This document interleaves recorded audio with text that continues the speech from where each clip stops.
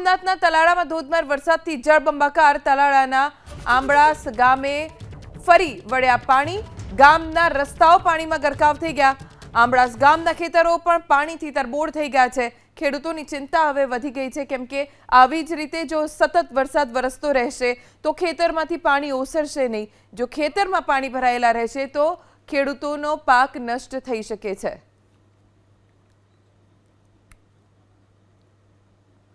વધુ જાણકારી અમારા સંવાદદાતા અર્જુન વાળા પાસેથી પ્રાપ્ત કરીશું અર્જુન ગીર સોમનાથના કયા કયા વિસ્તારોમાં વરસાદના કારણે સ્થિતિ વણસી છે ચોક્કસથી વાત કરવામાં આવે તો સતત બીજા દિવસે ગીર સોમનાથના તમામ તાલુકાની અંદર વરસાદ છે તે વરસ્યો છે તેમાં પણ ખાસ કરીને તાલાળામાં 3 ઇંચ જેટલો વરસાદ છે તે વરસ્યો છે જેમાં આમળાજ ગામના ખેતરોમાં અને ગામના રસ્તા ઉપર વરસાદી પાણી ફરી વળ્યા છે જ્યારે ગીર સોમનાથ જિલ્લાનો સૌથી મોટો ડેમ હિરણ 2 ડેમ છે તે પણ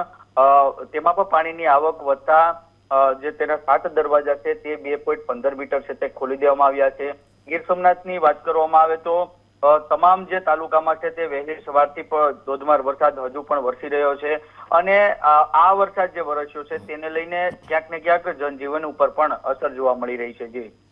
આભાર અર્જુન જાણકારી આપવા માટે તો ગીર સોમનાથના